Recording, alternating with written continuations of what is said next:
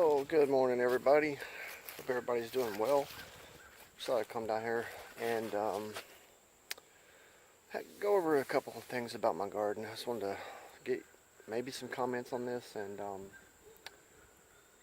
just show you guys what's going on. Not really much, but I want to explain all that to you. But again, I do have some ideas and plans that I want to do, and I do want to get your input because here's my thinking. Like anything you ever want to do, and I'm bad for this.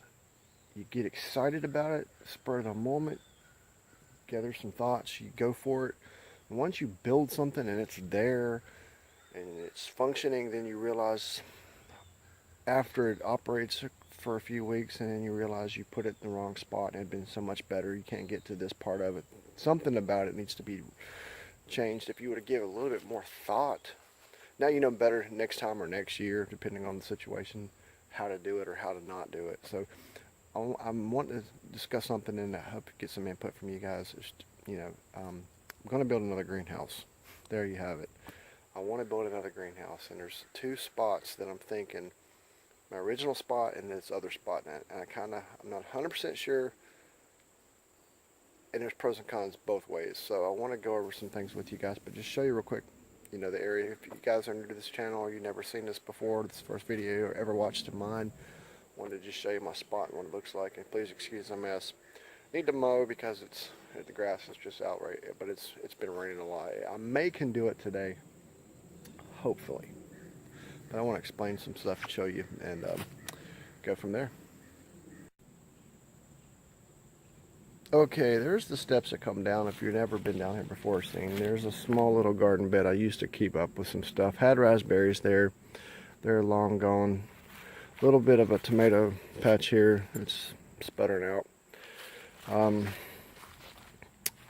This mess here is kind of being a compost pile right now because I can't decide exactly where I want to put a compost pile. The space that I was going to put it at, I decided I'm going to put another chicken coop down here beside my other chicken coop. So I just thought for now, that's some old water pipe to my hydroponic system. Gotta pick up down here. Please excuse the mess, like I said. But I thought I'd just go ahead and pile something up here for now. Even if I can have to keep it behind this raised bed, it wouldn't be so bad because then I could just fill it into the raised bed next spring once it composts. And here's a lot here.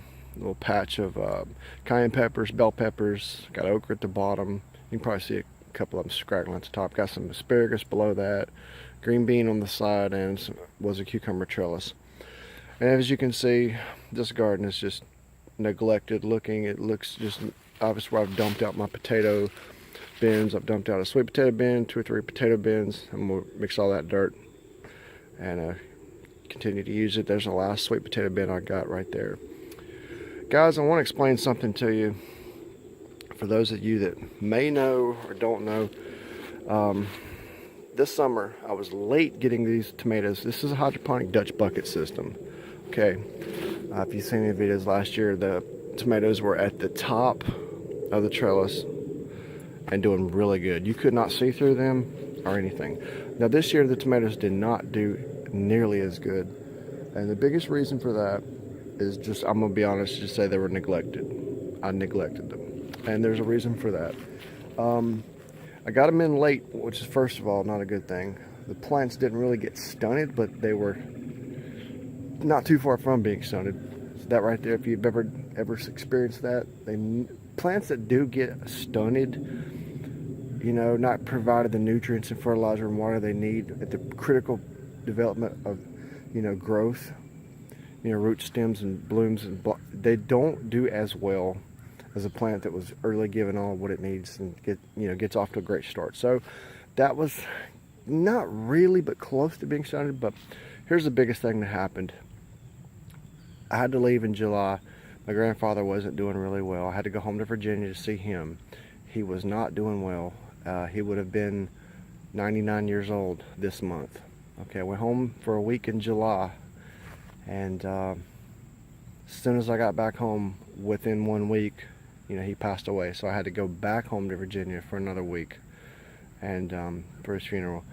And my daughter was trying to take care of the system. I think the system got clogged up. The power kicked off. The did not pump nutrients to the hydroponic system, and it just, that really was, you know, what was the demise of the system. Another critical stage when it's really, really hot out here, and that just, you know, cut off from nutrients and water, and it just really could not recover from that. So it didn't do very well. And I've been really busy. I do have another channel, started Kevy Rev Fishing and Outdoors, which I do, you know, some of the hunting stuff, you know, outdoor stuff, fishing. I've done some of the, I've been doing a lot of that. I've been fishing a lot too this year, so. But I'm feeling bad. I want to get a fall garden going. I want to do some cabbage and broccoli and some lettuce, and I want to do get back into doing aquaponics. I used to do aquaponics, and I'll explain that later if you don't understand or know what that is. I'm going to show you my other chickens here I got. It's for Jersey Giants. That rooster is actually starting to molt. It's got hair everywhere, my hair feathers everywhere. They're good little chickens. I hatched all 3 of those. That rooster I bought from somebody else. He's actually a blue rooster. It looks like he's got a gray bottom. He's like, what are you doing? Yeah, he's molting. He's losing a lot of feathers. He'll need protein to make up, you know, for the feather loss. But out of those girls over there, only one of them was laying eggs. But they're good chickens. They provide a lot of, I feed up. Can't talk today. I clean out their coop and all the shavings and stuff I use for compost. But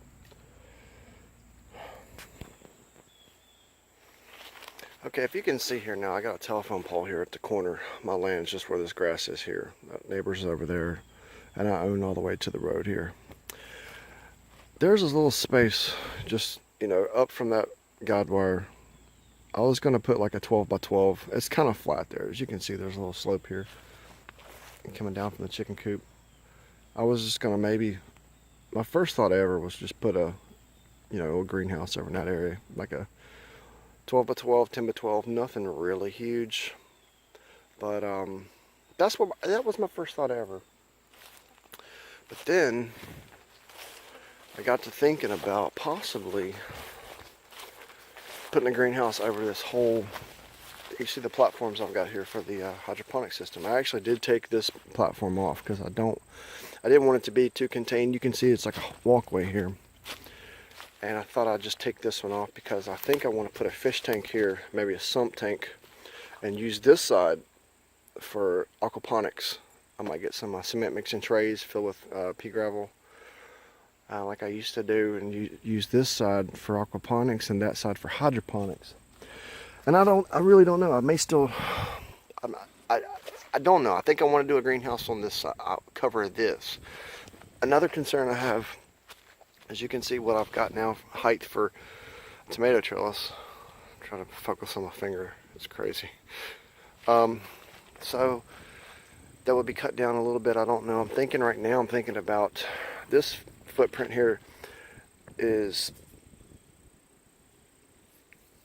I think it's 18 feet long. Well, 16 feet long is this platform.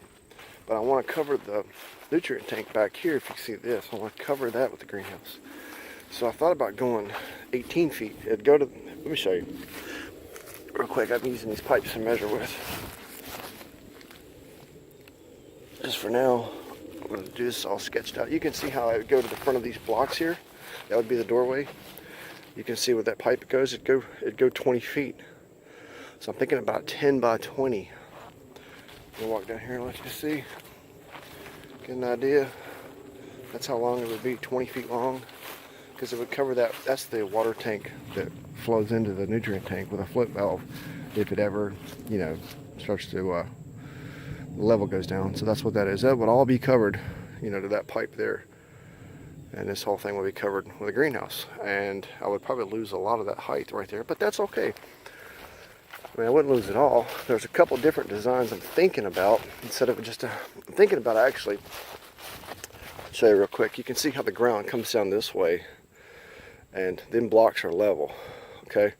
I'd have a slant more here. So I thought about actually building up like little knee walls. You know, maybe just a small one up here. And then whatever it takes to get level. Let me show you this. Say, so you can follow my groove. Put this up here. Oh, this is level. So, and this would be like, pardon me, this would be the width too. I'm thinking, if not 10 foot, 12 foot would be the max. I'm thinking that 10 foot would be plenty. Now that's how that would go. Oh, excuse me, seedling tray. Sorry about that.